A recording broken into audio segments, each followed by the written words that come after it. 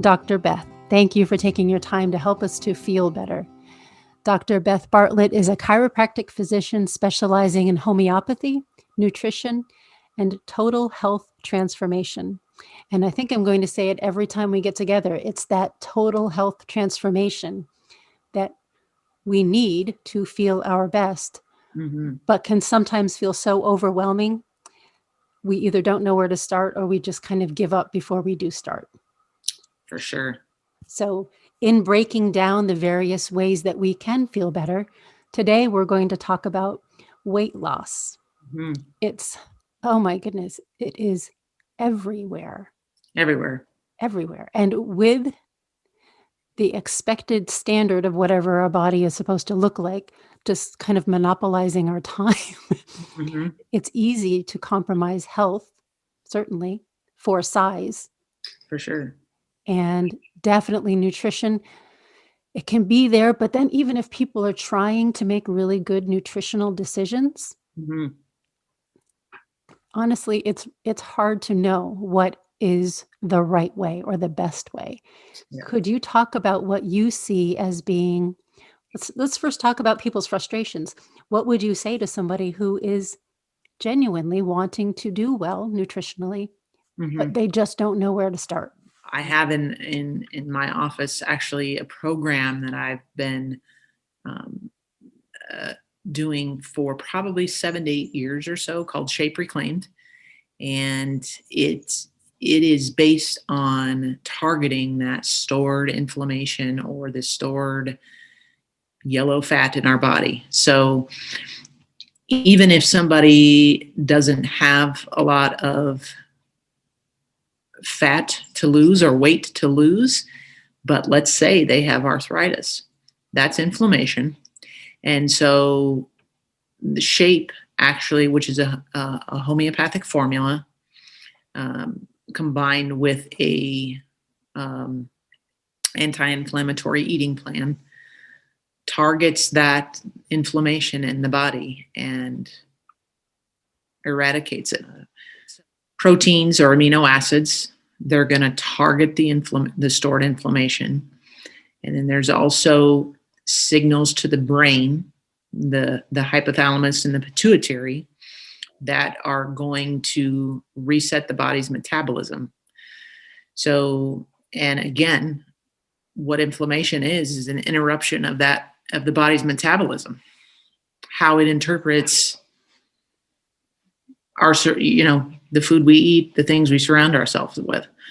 So, because the hypothalamus is in control of our central nervous system, our brain and our spinal cord, and the pituitary is in control of our hormones or endocrine system, Shape actually forces the body, forces those two systems to talk when they've probably lost connection over the years. And because, just over time, aging is a big proponent as well. So getting that central nervous system and the endocrine system to communicate again is a huge, huge piece of it. So if you don't involve the brain in what I'll say is weight loss, then the body, the minute you stop, the body's going to go back to what it's always remembered. So Shape is not a fad. I've seen so much life change with it. Type 2 diabetes gone, the fatty liver gone, and the list can go on, but just lasting changes in the body, as long as, somebody doesn't go completely off the rails and establishes this as a lifestyle change, if you will. So, okay. Now, if they were to adjust their lifestyle minus the shape plan, would they get the same results? Or, and this is a concern I have, has our food been so compromised that we need a supplement in order to get what our body needs? And I really don't know the answer. I'm not setting you up. I don't know the answer. Yeah. I would say they can partially get there. But I don't know about completely healing from just addressing the food component because of where our food comes from today, and I always stress is to buy organic and so on and so forth as much as you can, and to the order from clean sources and things like that. And we could even get into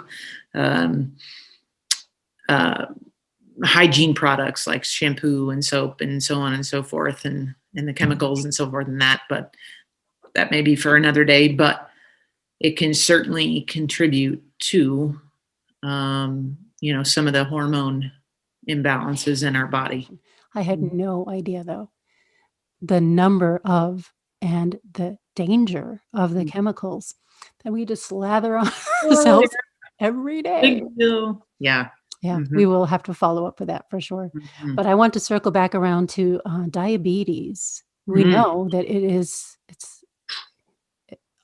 crazy how bad it is in this country, and such a young age to see little bitty kids just, I mean, it breaks my heart to know that they're going to be mistreated, the social aspect of it. But it's like their life has been just so compromised at such a young age. And would you say that is primarily, we'll just say diet, is that nutrition for the most part? If you look at estrogen dominance, what I mean by that is, for example, women tend to carry excess estrogen in their triceps and in their abdomen. Okay. Men can be estrogen dominant too. I've treated several men who they often carry their excess estrogen in their neck, and I'm sure you've seen men with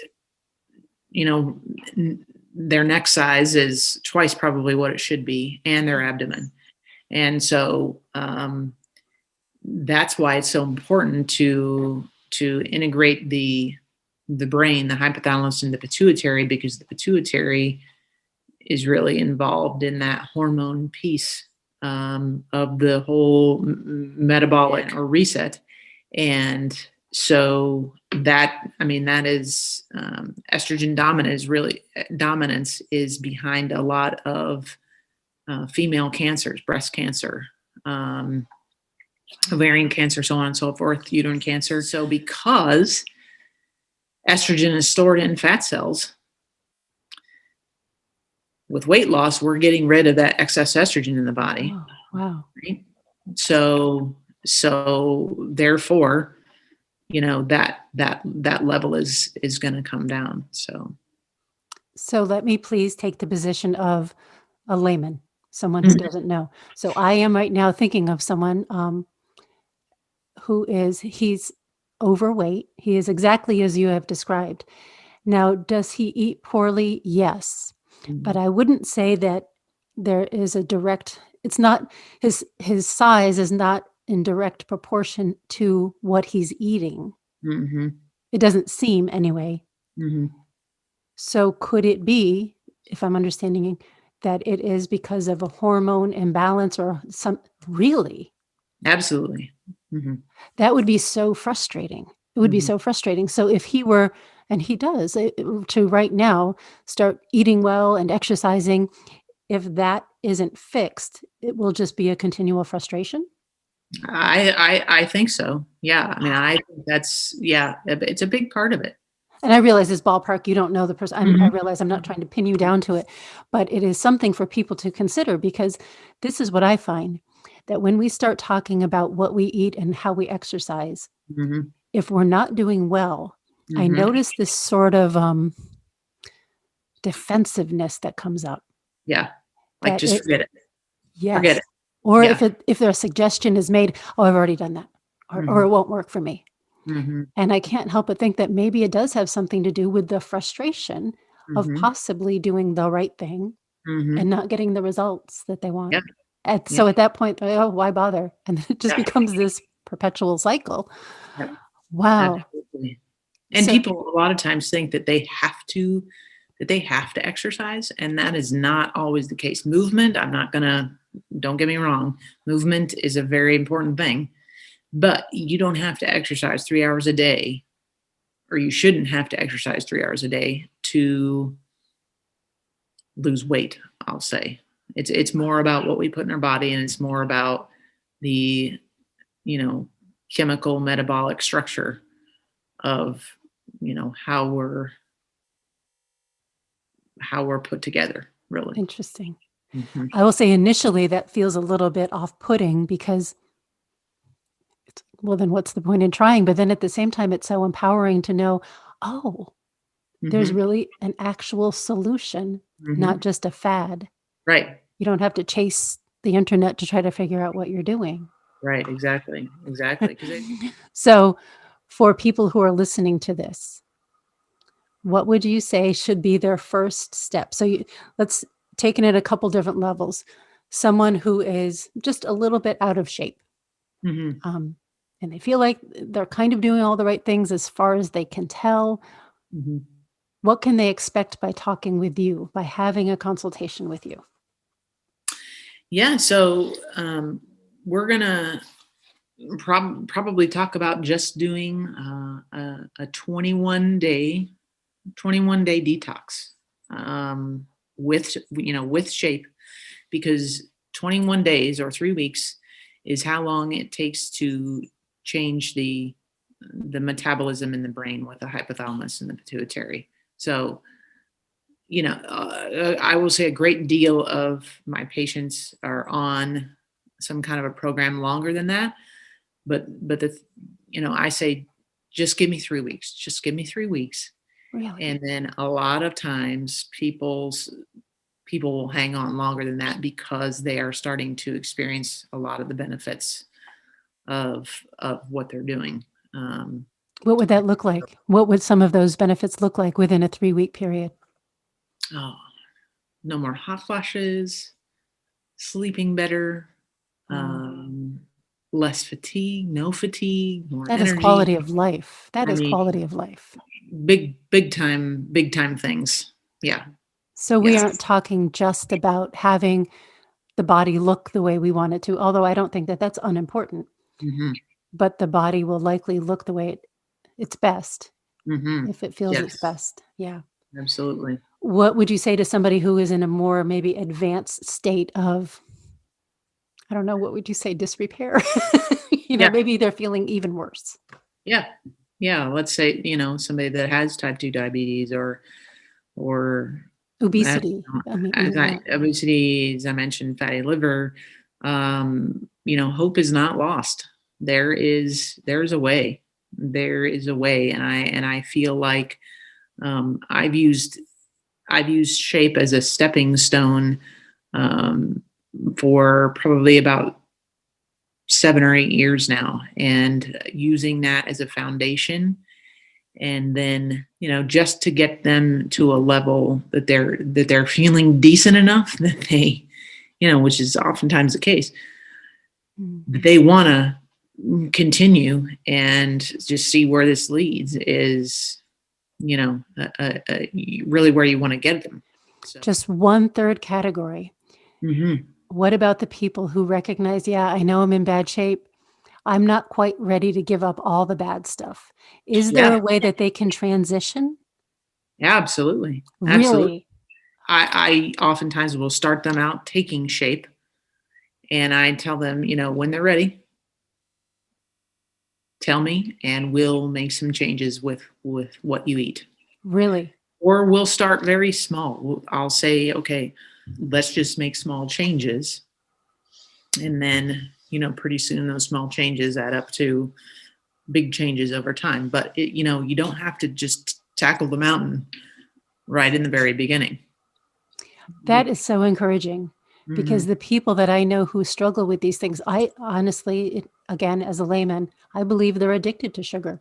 Mm-hmm. Mm-hmm. And so for them to say no ice cream at all or no Right. bread at all, it's Right. just not worth it to me. Or they may say, yeah, okay, I'll do it. And then 2 days in, it's an Mm-hmm. addiction. Yeah. so Absolutely. so there's hope for those people as well. Most definitely. Most definitely. That's so encouraging. This may be one of the most encouraging videos we'll do because I think it's so relatable to so many of us. And it really is a quality of life. Yeah. Yeah, absolutely. Absolutely. So thank you for what you do. Oh, well, you're most welcome. And I appreciate you taking the time today to chat. We're going to make sure people hear about you, and we'll make sure that your contact information is available right away.